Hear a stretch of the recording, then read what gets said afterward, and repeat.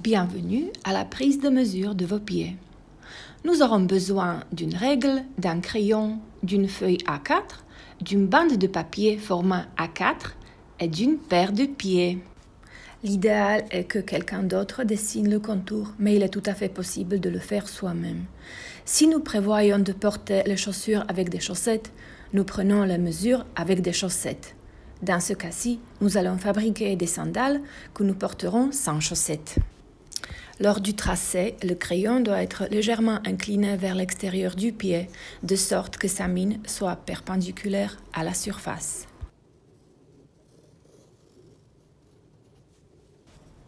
À l'étape suivante, nous marquons avec 2 points l'endroit le plus large du pied. Cela se situe généralement au niveau de l'articulation du petit orteil et sous l'articulation du gros orteil.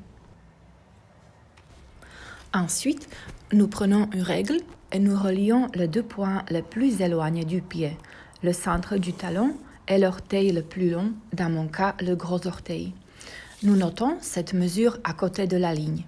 Nous mesurons également la partie la plus large de l'empreinte du pied entre les 2 marques et nous notons la valeur dans le contour.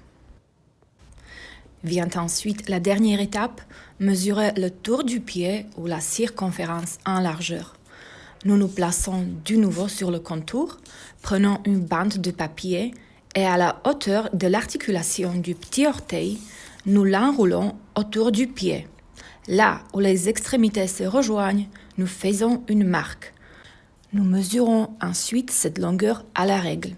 Si nous avons un mètre ruban de couture, nous pouvons bien sûr l'utiliser.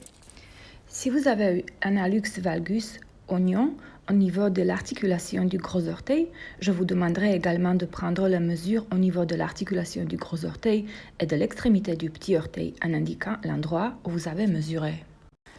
Pour une meilleure visualisation, voici l'articulation du petit orteil, l'endroit sous l'articulation du gros orteil, le gros orteil, là où apparaissent souvent les hallux valgus, et l'extrémité du petit orteil.